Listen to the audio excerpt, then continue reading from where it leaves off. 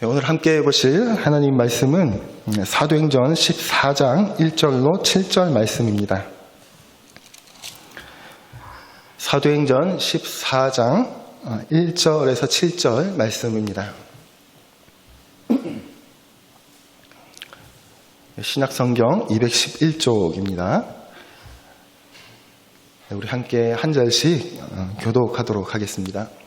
이에 이고니온에서 두 사도가 함께 유대인인 회당에 들어가 말하니 유대와 헬라의 허다한 무리가 믿더라.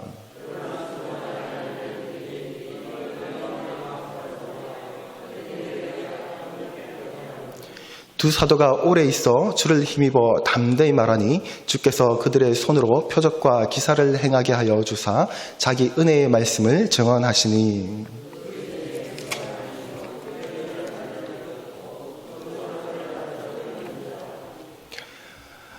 이방인과 유대인과 그 관리들이 두 사도를 모욕하며 돌로 치려고 달려드니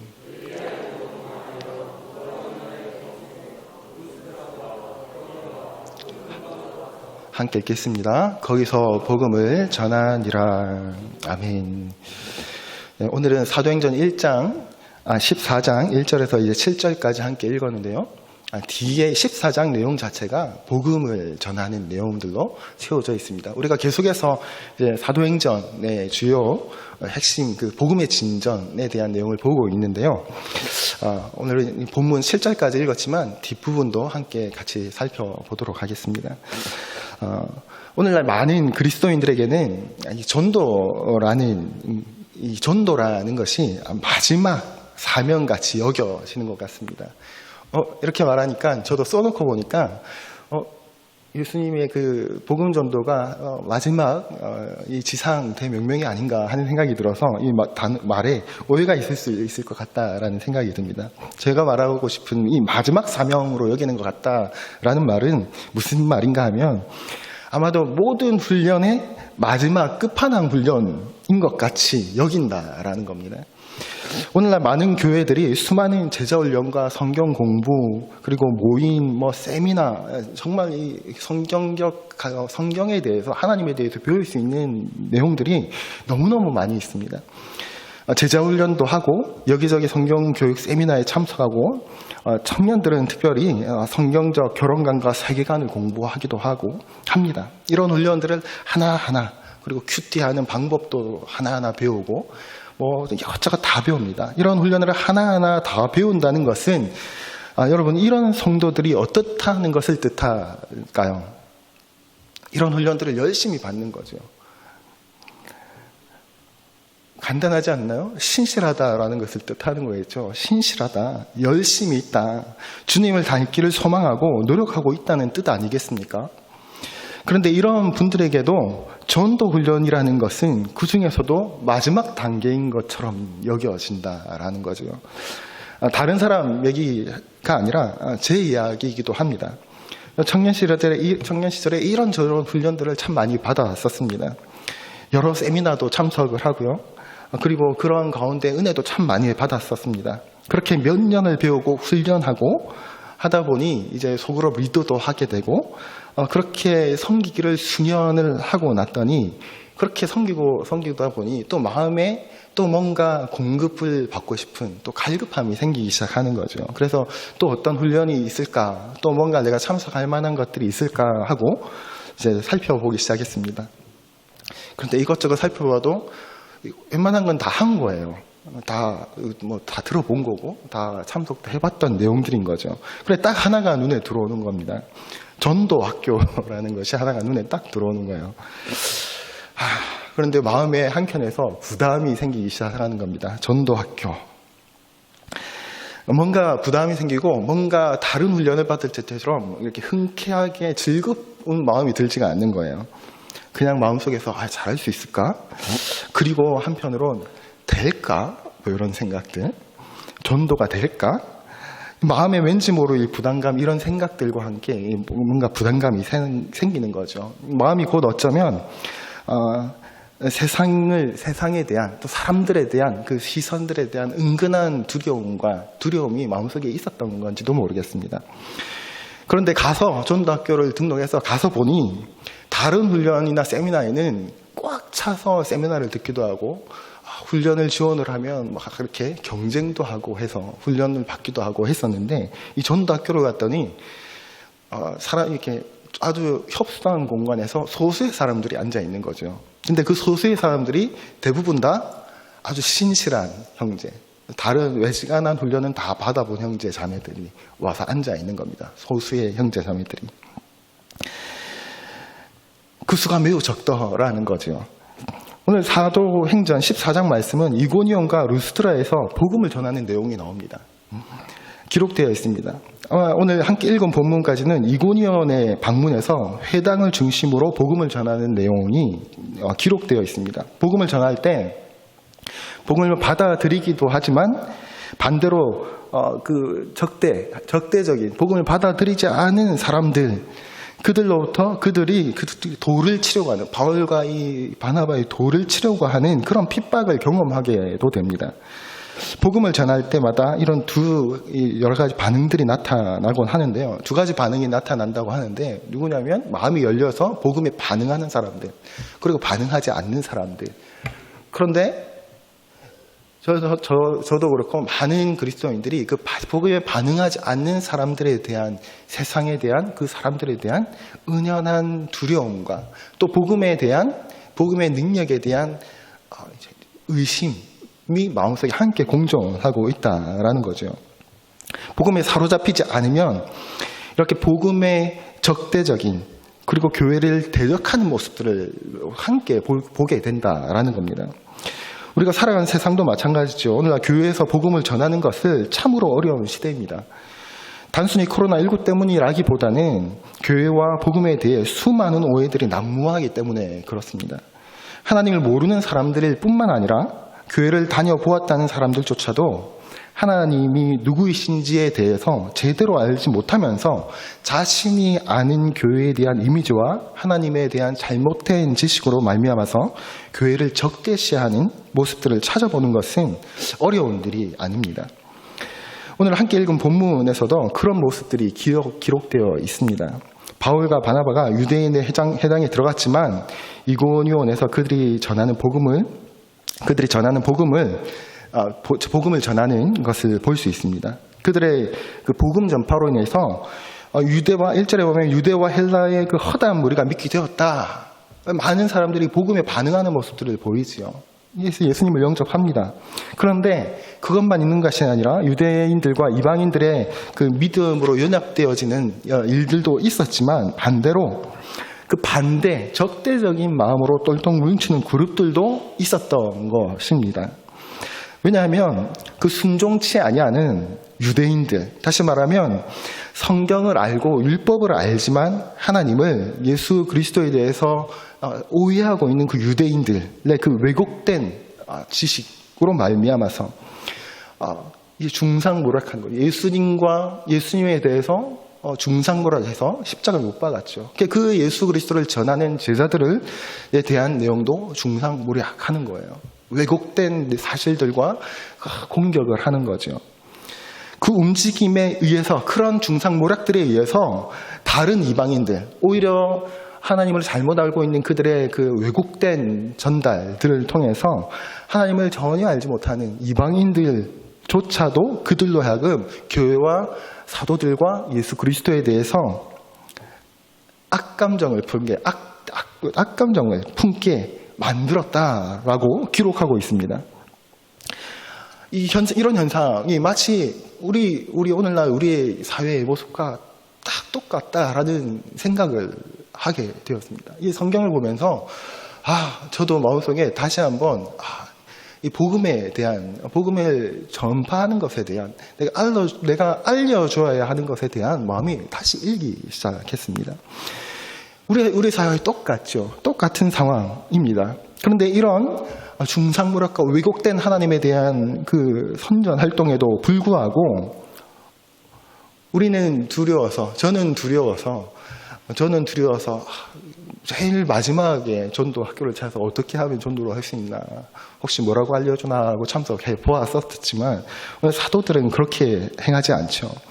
오히려 그런 상황들 속에서도 단념하지 않고 심지어 그런 중상 모략 가운데서도 이 두 사도는 거기에 오랫동안 머물러서 그 그릇된 증거들, 그 잘못된 왜곡된 하나님에 대한 지식과 그릇된 증거들을 바로 잡아주고 참된 증언, 복음과 하나님에 대한 올바른 하나님에 대한 지식을 주면 담대히 선언하며 그들에게 전달해 주었다라는 것입니다. 주님께서 그들의 뿐만 아니라 주님께서 이 사도들의 손으로 표적과 기사를 행하게 하여 하심으로 그 은혜의 말씀, 복음에 대한 증언으로 하게 삼으셨다라고 기록하고 있습니다. 여러분들 어떻습니까? 사회, 요즘에는 저는 그런 한탄들이 있었던 것 같습니다. 오늘날은 참으로 예수님 믿는 게 쉽지가 않아. 복음을 전파하는 건 쉬운 시대가 아니야. 유독 그런 시대야. 사람들이 이제 교회 이름만 나와도 이제 예전과 다른 반응들을 하는 그런 모습들에 대해서 이제는 그들에게 예수님을 믿어라, 교회에 나와라 라는 말하는 것에 대해서 이제는 그렇게 전도하는 시대가 아니야 라는 생각이 은연중에 마음속에 깔려 있는 거죠. 그런데 딱 들어맞는 거죠. 왜곡된 그들의 지식. 그럼 전도 학교에서 실습을 한다고 이제 전도지를 들고 이제 그 전도문을 암송을 하고 이제 거리로 나가서 전도를 하기 시작했었습니다. 전도를 하는데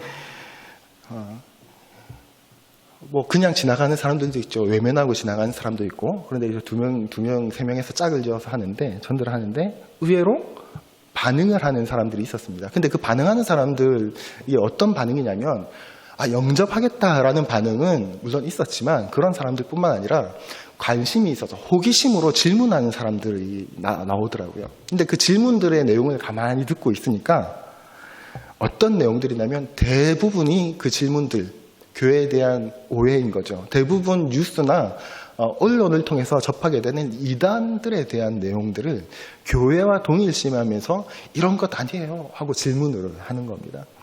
그런 질문들, 오늘 본문과 딱 맞아 떨어지는 거죠. 그런 내용들이 지금은 인터넷이나 댓글들을 통해서 교회에 대한 마치 모든 교회가 그 교회에 대한 또 예수님의 그 믿음에 대한 내용들이 왜곡된 정보들이 끊임없이 전파되어지고 그 댓글들과를 공유하면서 교회에 대한 하나님에 대한 왜곡된 사실들을 마치 사실인 것처럼 이제 퍼져나가기 시작하죠. 근데 그 중심에는 또 누가 있습니까?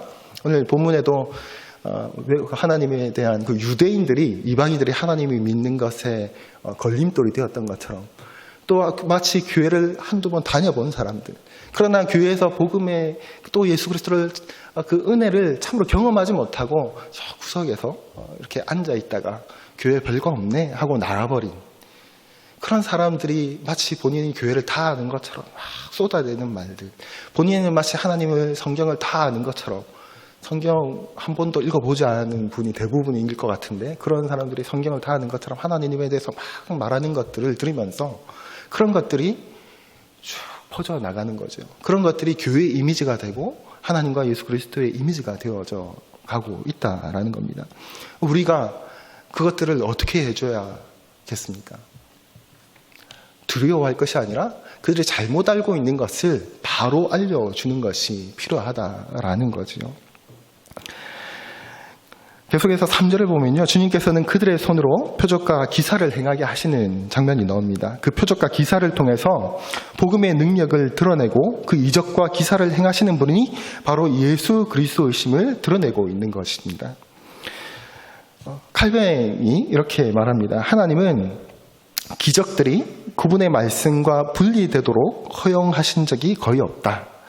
기적의 진정한 용도는 복음의 완전하고 진정한 공의를 확립하는 것이다. 이렇게 말합니다. 이 복음과 기적에 대한 내용이 오늘 읽은 본문에서도 기록되고 있죠. 이 후반절에도 11절 상반절에 보니까 이렇게 기록하고 있습니다. 우리 한번 상반절만 한번 같이 함께 읽어보겠습니다. 시작. 우리가 바울이 한 일을 보고 이르되, 루가오니아 방언으로 말했다는 이 내용이 기록되어져 있습니다. 그러니까 이 루스드라 지역에 대해서 우리가 알 수 있는 것은 방언으로 소리 질렀다. 이 말뜻은 아마 그 당시에 이제 헬라어를 사용하는 지역이 아니라 아나톨리아라는 원주민들이 사는 지역으로 헬라어를 모르는, 그리고 문맹률이 아주 높은, 그리고 미신에 쉽게 노출되어져 있는 그런 지역이었다고 합니다. 그러니까 이전에 회당이 있고, 그리고 유대인들을 상대로 하나님을 아는 사람들에게 복음을 전하는 것과는 좀 다른 분위기 속에서 이제 복음을 전하고 있는 겁니다.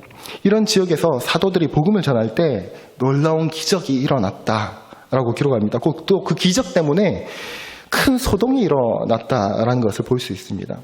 나면서부터 발을 쓰지 못했던 그 사람이 사도 바울이 내 발로 일어나라 하고 명령할 때 고침받고 회복되는 역사가 일어난 거죠. 그때 어떤 소동이 일어났냐면 11절 하반절에서 12절 말씀을 다시 한번 같이 읽어보겠습니다. 시작.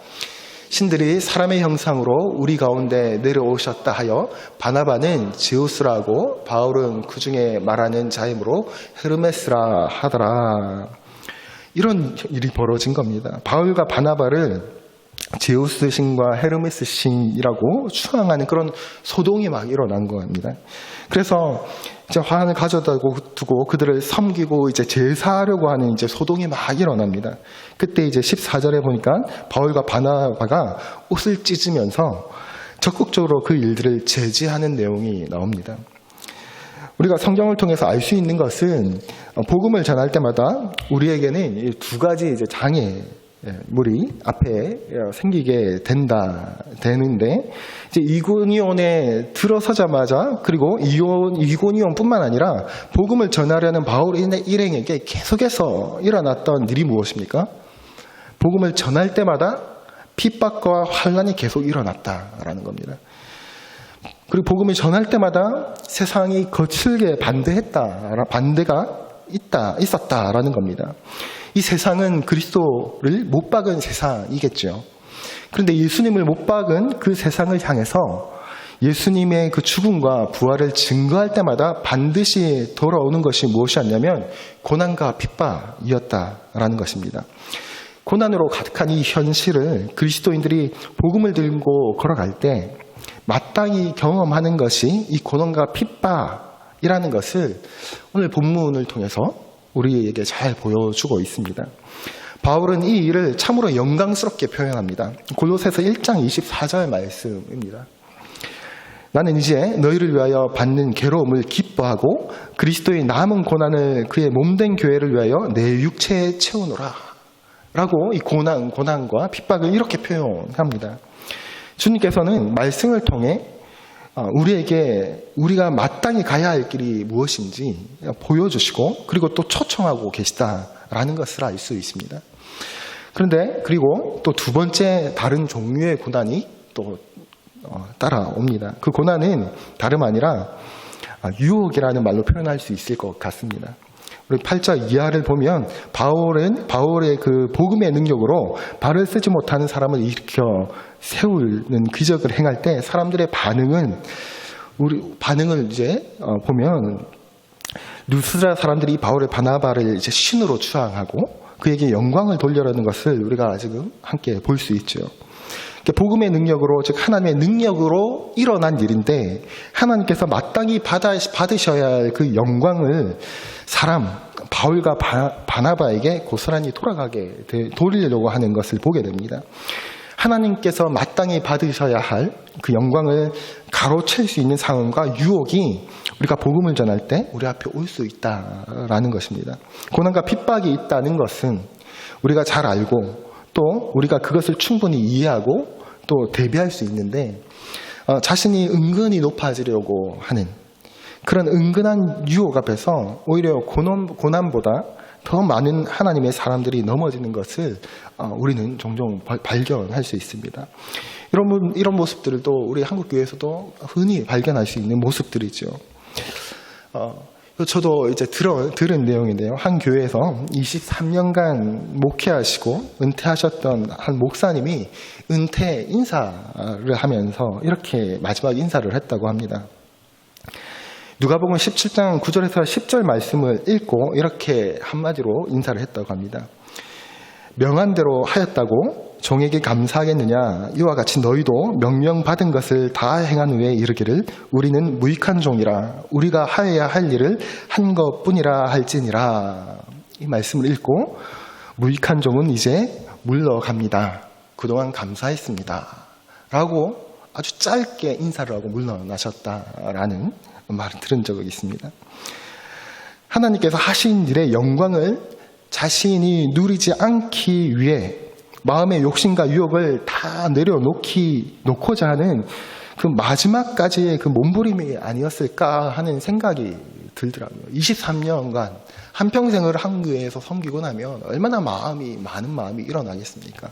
그런데 그 짧은 말씀 한 구절과 이제 물러갑니다 라는 짧은 인사, 많은 말들, 많은 소회를 밝힐 수도 있었겠지만 짧게 인사하고 물러나셨다는 말이 참으로 하나님의 영광을 가로채기지 않기 위한 몸부림치는 마지막까지의 그 목사님의 그 고백 모습들을 보면서 참 도전이 되었던 적이 있습니다. 우리 또한 여러 가지 섬김과 사역을 할 때 우리의 태도여야 하지 않을까, 이 모습이 우리의 모습 자세여야 하지 않을까 하는 생각들을 하게 됩니다.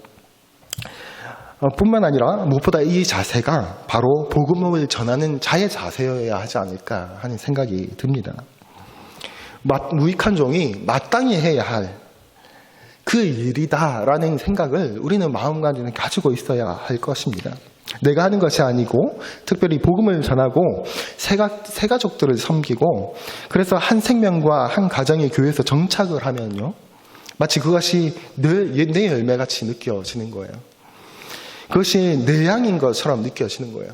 섬기다 보면 마치 내가 잘해서 이 사람이 정착을 하고 하나님께 헌신하는 것처럼 느껴질 때가 있습니다. 물론 주님께서는 수고했다라고 말씀해 주실 겁니다. 물론 주님께서는 너의 열매다라고 말씀해 주실 것입니다. 하나님의 후한 평가이시겠죠. 그런데 그런 말들에 우리가 착각하면 안 되죠. 그것에 대해서 착각을 해서 많은 사람들이 마치 제자 훈련을 하면서도 양육을 하면서도 예수님의 제자를 키우는 것이 아니라 마치 내 제자를 키우는 양 행동하는 사람들이 있죠. 우리는 무익한 종입니다. 마땅히 그냥 해야 할 일들을 한 것뿐입니다. 하나님의 영광을 가로채지 말아야 하는 것이지요. 그런데 우리 마음은 참 간사하고 연약해서 사람들의 그 칭찬과 박수에 마치 그것이 우리의 힘과 능력으로 된 것으로 착각하면서 넘어지기가 참으로 쉽다는 것입니다. 이 두 가지 박해의 고난과 핍박과 박해의 고난과 또 마땅히 내가 해야 할 일을 하고서도 우쭐대는 마치 자기 어떤 우상화의 이 유혹에 넘어지는 자가 우리 멸관교회에서는 한 분도 없으시길 주님의 입으로 축복합니다. 우리 하나 더 살펴볼 것은요, 이 기적을 대하는 자세를 보면 하나님을 믿는 사람들과 하나님을 믿지 않는 사람들의 차이를 발견할 수 있습니다. 하나님을 믿는 사람들이라고 하면 이제 복음이라고 할 수 있겠죠. 하나님을 모르는 사람들이다 하면 종교라고 할 수 있을 겁니다. 사도행전 14장을 통해서 복음과 종교의 차이를 발견할 수 있는데요. 바울과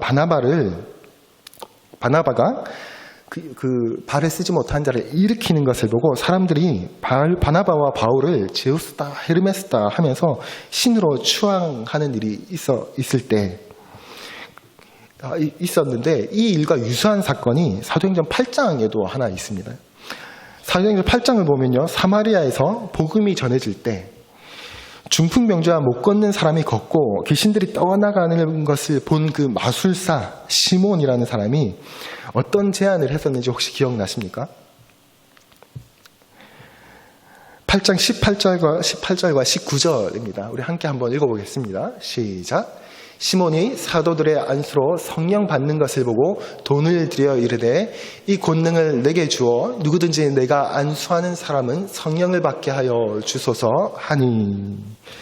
마술사 시몬이 그 성령의 능력을 내가 돈으로 좀 살 수 있게 해달라라는 제안을 하게 됩니다. 사도행전 8장이나 사도행전 14장이나 이제 좀 비슷한 맥락의 이야기죠. 왜 사람들이 이렇게 신을 만들고 스스로 만든 신에게 절을 하고 절을 하는지 혹시 예전에 한번 나누었던 적이 있는데 기억하시나요? 왜 우상을 섬기는지 다른 것이 아니죠. 자기가 가진 목적, 서원, 능력을 위해서 자기가 할 수 없는 것을 이렇게 신을 만들어 놓고 거기에 그것을 요청하는 것이죠. 이것이 뭡니까? 우리가 예전에는 우상숭배다라는 말로 나누었었는데 이것을 오늘 나누는 표현을 하자면 종교인들이 하는 행위인 거죠. 종교인이라고 할 수 있습니다. 자기가 원하는 것을 성취하기 위해서 신을 섬기는 겁니다. 그런데 예수님께서 이 땅에 베푸신 기적들과 사도들이 행한 기적을 보면 이런 문제들을 항상 맞닥뜨리게 됩니다. 성경에는 기적이라는 것을 그런 것을 얻기 위한 목적으로 기록하거나 주신 일이 아니면 예수님께서 베푸신 일이 한 번도 없으십니다. 성경에서 예수님을 믿으면 이런 기적이 일어난다, 이런 기적을 체험하게 될 것이다 라는 말은 하고 있지 않습니다. 이적과 표적이 일어나는 일들은 소원 성취의 방법으로 제시되지 않았다라는 것을 말하고 있는 거죠. 그러면 언제 이런 기적과 이적이 일어납니까? 오늘 14장 3절을 다시 한번 보시겠습니다. 함께 읽을게요. 시작. 나는 이제 너희를 위하여 받는 괴로움을 기뻐하고 그리스도의 남은 고난을 그의 몸된 교회를 위하여 이거는 아닌데요. 그렇죠? 14장 3절 제가 읽어드리겠습니다.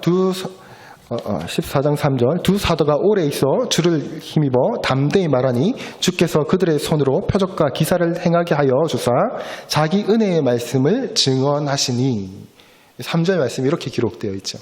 14장 3절 말씀에 표적과 기사의 목적이 기록되어 있는 겁니다. 하반절 보니까 표적과 기사를 행하게 하여 주신 거죠. 표적과 기사를 주신 거죠. 그리고 뭐라고 기록하고 있습니까? 자기 은혜의 말씀을 증언하게 하시니. 여러분 표적의 이 목적이 무엇입니까? 은혜의 말씀을 증언하게 하기 위해서 이 기적을 주셨다라는 겁니다. 예수님께서 이적과 기적을 베푸신 것, 수많은 병자들을 고치시고 행하신 일들의 목적이 무엇이었습니까? 나 이런 능력 있어. 난 너희와 달라. 난 이런 힘 있는 사람이야. 자랑하시려고 기적 베푸시는 모습 혹시 보신 적 있습니까? 없지요. 내가 누구인지, 예수 그리스도가 누구인지 알려주시기 위해서 내가 바다를 잠잠케 하는 모습을 왜 보여주셨습니까? 자연도 나한테서 순종하는 힘 있는 사람이야. 힘 있는 내가 신이야. 내가 힘이 이렇게 있어. 자랑하시려고 바다를 잠잠케 하셨나요? 아니죠. 내가 창조주 하나님이다. 내가 누구인 것을 알려주시기 위해서 그런 이적을 베푸신 것이죠. 예수님께서 행하신 큰 기적을 종교인들은 목적으로 삼으려고 합니다. 예수님은 떡을 만드는 존재, 병을 고치는 존재, 요술램프와 같은 존재, 마치 도깨비 방랑이와 같은 존재, 그렇게 삼으려고 하는 거죠. 우리에게 기적과 능력을 주는 수단이 되는 거죠. 그러나 성경에 말하고자 하는 것이 무엇입니까? 그런 일을 행하는 이가 누구인지 예수 그리스도이시다 라는 것을 말씀해 주고자 하는 것이 목적이라는 것입니다. 죽은 자를 예수님께서 살리셨는데 그러면 그 예수님은 누구냐 하고 묻는 것입니다. 오병이의 기적을 베푸셨는데 그러면 그 예수님은 누구시냐? 바다의 풍랑을 잠잠케 하셨는데 그러면 그 예수님은 누구시냐? 그가 누구에게 바다조차도 잠잠케 하는가? 제자들이 질문했었죠. 그가 누구이기에? 라는 질문을 우리에게 주시려고 하시는 것이죠. 그래서 우리는 이런 기적과 표적을 대할 때마다 그가 누구이기에? 라는 질문이 나와야 하는데 우리는 이 기적과 이적의 눈이 맞추어지고 눈이 어두워져서 이 기적과 이적이 우리의 목적이 되어버린다라는 것에 문제가 있는 것이죠. 그것을 소원 성취의 수단으로 삼고 그것을 섬기는 것이 바로 종교인의 모습이다라는 겁니다. 그러나 복음은 그렇지 않습니다. 참으로 믿음을 가진 자는 그렇지 않습니다. 14장 15절입니다. 이르되 여러분들이여 어찌하여 이러한 일을 하느냐. 우리도 여러분과 같은 성전을 가진 사람이라. 여러분에게 복음을 전하는 것은 이런 헛된 일을 버리고 천지와 바다와 그 가운데 만물을 지으시고 살아계신 하나님께로 돌아오게 함이라. 여기 사도 바울과 바나바가 자신들을 섬기러 가는 사람들을 옷을 찢으면서 제지하고 하면서 하는 말이 무엇이냐면 천지와 바다와 그 가운데 만물을 지으시고 지금도 살아계신 하나님께 너희들이 돌아와라.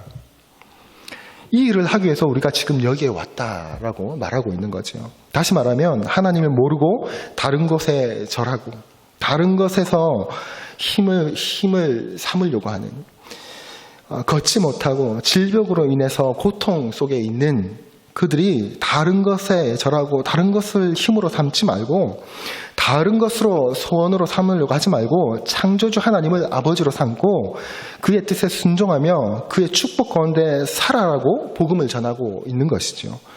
하나님께로 돌아오라. 하나님과의 그 관계를 회복하라 라고 선언하고 촉구하고 있는 것입니다. 하나님과의 관계가 어긋난 우리를 하나님께서 예수 그리스도를 통해서 그 관계를 회복시키시는 거죠. 그래서 이스라엘 백성에게 하나님께서는 계속해서 말씀하십니다. 창세기 1기 보면 26장 12절 말씀을 보면요. 나는 너희 중에 행하여 너희의 하나님이 되고 너희는 내 백성이 될 것이니라. 끊임없이 나는 너희의 하나님이 되고 너는 내 백성이 될 것입니다 라고 말씀합니다. 그 관계를 회복시키기 위해서 하나님은 처음부터 끝까지 말씀을 하고 계시는 거죠. 그 약속이 예수 그리스도 안에서 이루어졌고, 그래서 하나님은 우리 아버지가 되셨고 우리는 하나님의 자녀가 되는 놀라운 특권을 얻게 되었습니다. 그런데 우리는 이 예수 믿는 것에 대해서, 예수를 믿는다라는 것에 대해서 이것을 너무나 작은 의미로 축소를 하는 실수를 범하는 것이 또 우리의 습성이기도 한 것 같습니다. 우리 안에 우리가 관심 있어 하는 경제적인 문제들, 아니면 건강의 문제들, 내면의 문제들, 그 모든 것이 그 큰 하나님과의 관계 안에서 있는 문제들일 뿐인 것인데, 그 창조주 되신 하나님과 우리 자녀된 과의 그 관계 안에서 우리의 행복과 만족과 안정과 가치와 자랑이 있는 것들인데, 우리는 계속해서 그 반대로 자꾸 생각하려고 한다라는 겁니다. 우리가 원하는 것 안에 예수님이 있는 것 같이 고작 그 문제 하나 해결해 주시는 분, 계속 그렇게 생각을 한다라는 것입니다. 그러면 어떤 일이 일어납니까? 세상이 원하는 행복과 만족을 위해서 존재하는 수단으로 예수님을 여기게 된다라는 겁니다. 그러니까 예수님 믿는 것을 고작 내가 좀 더 행복해지는, 내가 가진 문제가 좀 해결되는 것 정도로 여기게 된다라는 거죠. 예수님 믿는다는 것의 의미가 고작 그 정도의 수준으로 여겨지게 된다라는 겁니다. 예수님을 믿는다는 말의 무게와 크기를 많은 그리스도인들이 깊이 생각하지 못하는 것 같습니다. 이 예수님을 믿는다라는 것이 이 복음의 무게를 제대로 이해하고 있다라면 자살률 1위를 끊임없이 달리고 있는 우리나라, 고통과 어려움에 시달리고 우울증에 시달리는 것이 오늘날 우리나라의 우리 이웃들의 현실이지요. 이런 문제들을 겪고 있는 이웃들을 향해서 이 복음의 무게와 예수님을 믿는다는 것에 대한 이 무게감을, 이 중요함을 제대로 이해하고 있다면 그들에게 이 복음을 왜곡되게 알고 있는, 교회에 대해서 잘못 알고 있기 때문에 하나님을 찾지 못하는, 오히려 잘못된 내용들을 접하면서 교회와 하나님에 대해서 점점 멀어지고 있는 그들을 향해서 우리가 해야 할 것이 무엇이겠습니까? 우리가 할 수 있는 것이 무엇이겠습니까? 내 삶을 향해서도 바른 복음에 대한 제대로 대한 이해를 가지고 있어야 하겠지만 그 이웃들에게도 그들 단순히 내가 그들을 두려워할 문제가 아니라 그들의 시선을 두려워할 문제가 아니라 그들의 생명의 문제, 그들의 삶의 문제를 위해서라도 그들의 구원의 문제를 그 시급성에 대한 문제를 위해서라도 우리는 그들의 잘못된 왜곡된 이해를 바로 알려주는 일에 우리는 나아가야 한다라는 거죠. 아니 안 할 수가 없겠죠. 이 믿는다는 것에 대한 무거움을 알고 있다면 말입니다. 처음에는 그런 이유들로 믿음을 가지고 있었습니다. 우리의 연약함과 질병과 또 잘 풀리지 않는 우리의 삶의 문제들로 인해서 예수님을 믿기 시작할 수 있습니다. 또 그것이 우리의 연약함이기도 합니다. 또 하나님께서는 그렇게 우리의 연약함을 감싸 안으시면서 하나님이 누구이신지 우리에게 알려주시기도 합니다. 그러나 우리는 시간이 지날수록 그 하나님을 더 깊이 알아가고 그 구원의 깊이를 알아가고 나아가 우리가 무엇을 하고 어떻게 살아가야 할지 삶의 근본적인 목적까지도 깨닫고 나아가야 한다라는 것이지요. 우리가 그러해야 하지 않겠습니까? 17절 말씀입니다. 그러나 자기를 증언하지 아니하신 것이 아니니 곧 여러분에게 하늘로부터 비를 내리시며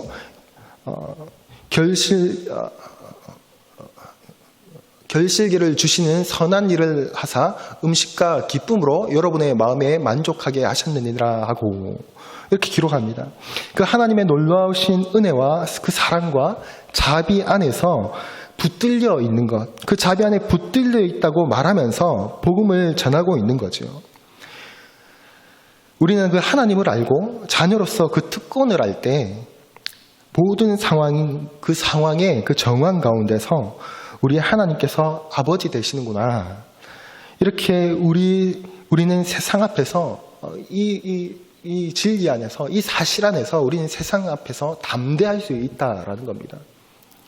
이 복음을 전달하는 것이 담대함으로 아니 어쩌면 내가 그들을 향하여 그들의 구원을 향하여 내가 복음을 전한다라는 사명도 우리에게 있어야 하겠지만 뿐만 아니라 잘못 알고 있는 사실에 대해서 내가 사랑하는 우리가 나를 구원하신 우리 아버지 되신 그 하나님에 대해서 잘못 알고 있는 사실들에 대해서 우리는 나서서 증언해야 할 의무가 있다라는 겁니다. 근데 그 의무가 우리가 받은 은혜가 있다면 내가 하나님에 대해서 바로 알고 있는 만남이 있다면 하나님에 대한 사랑이 있다면 우리는 하나님에 대해서 다시 왜곡된 사실에 대해서 우리가 다시 한번 풀어주려고 하는 그 삶의 모습이 우리한테 존재할 수밖에 없다라는 것입니다. 또 존재해야 한다라는 것이죠. 거기에 사랑이 가미된다면 우리는 노력하게 될 것입니다. 이웃들에 대해서 관심을 가지게 될 것입니다. 그들에게 무엇을 말해 주어야 할지 고민하기 시작할 것입니다. 교회에서뿐만 하나님을 모르는 이웃에 대해서뿐만 아니겠죠. 교회 안에서도 마찬가지입니다. 교회 안에서도 하나님에 대해서 혹여나 왜곡된 이해를 가지고 있는 지체들이 있다면 우리는 그 하나님에 대해서 나누어 줘야겠죠. 그 하나님의 놀라운 은혜, 사랑, 자비를 붙들고 또 붙들려 있다면 우리는 두려움의 눈빛이 아니라 세상의 비난에 떠는 것이 아니라 담대하게 사도들이 그래야 했던 것처럼 담대하게 그들 속에 머물면서 복음을 전하게 될 것입니다. 우리가 경험하고 당하는 우리의 삶과 모든 일상이 예수 그리스도의 강대하신 가운데 있다는 것을 우리가 항상 기억하시고 하나님의 자녀됨으로 담대하게 힘있게 그렇게 하나님 앞에서 당당하게 우리에게 주어진 삶을 살아가시기를 주님의 이름으로 축복합니다.